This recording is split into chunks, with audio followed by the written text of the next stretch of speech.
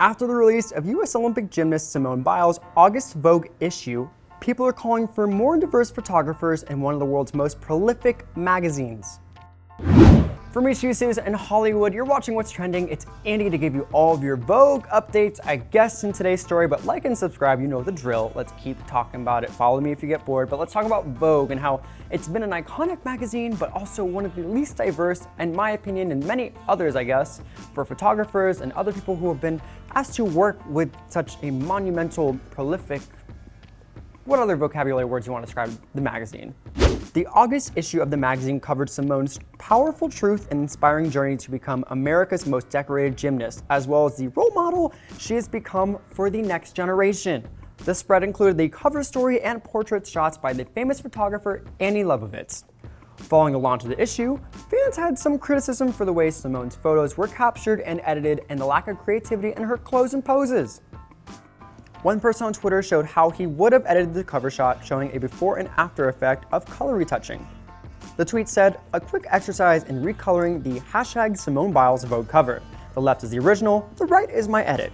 I love seeing beautiful ways our skin captures light emphasized in photos. Accentuating the vibrancy of our hues also contributes to a powerful visual story."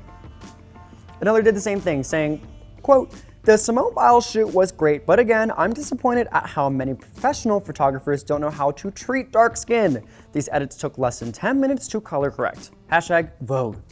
Many people were obviously celebrating Simone Biles being on Vogue. It's such a monumental and big historic movement for Black culture, but there were no people of color photographers who worked on this, and that was something really people were fired up about.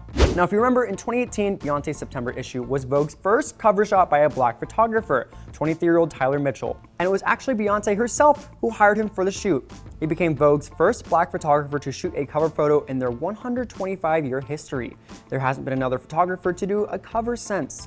And back in June, at the start of the Black Lives Matter protests, Editor-in-Chief Anna Wintour wrote an internal email to Vogue staff saying, quote, "I want to say plainly that I know Vogue has not found enough ways to elevate and give space to Black editors, writers, photographers, designers, and other creators."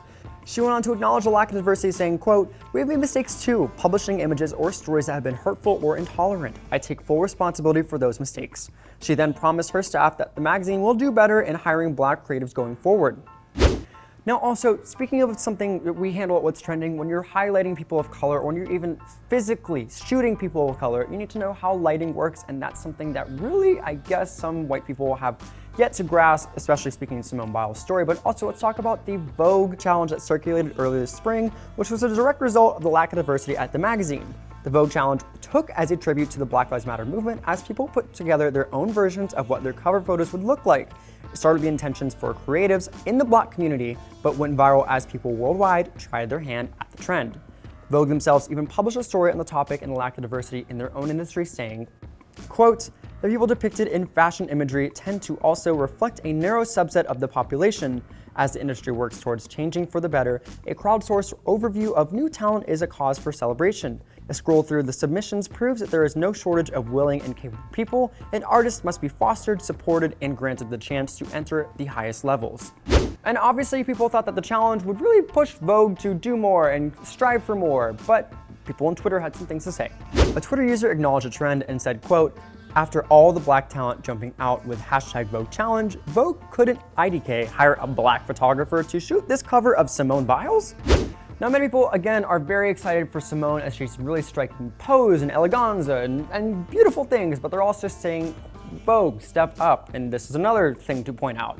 One person said, "I love Simone Biles and I'm proud of her accomplishments, but she deserved a Vogue cover long before now, and she is much more gorgeous than she's portrayed. I definitely think they could have done much better. Step up at Vogue magazine." It's also important to note that America was different back in March when this was shot, as obviously BLM and a lot of the different climate has changed since that time. If you haven't read the article, I would highly suggest doing so, doing your homework, doing your research, look at how Vogue has evolved, maybe other also magazines have kind of made their move, and maybe if they haven't, speak up, and it's our time to do so. But let us know what you think in the comments down below. If you think the Vogue photo shoot did the justice it needed to, if it didn't, if it could have been better, which obviously it could have been better in some aspects, but let us know what you think. For more social media daily, head to whatstrending.com. You know the drill. Follow me, Andy Lalwani, and we'll see you for more social media news daily.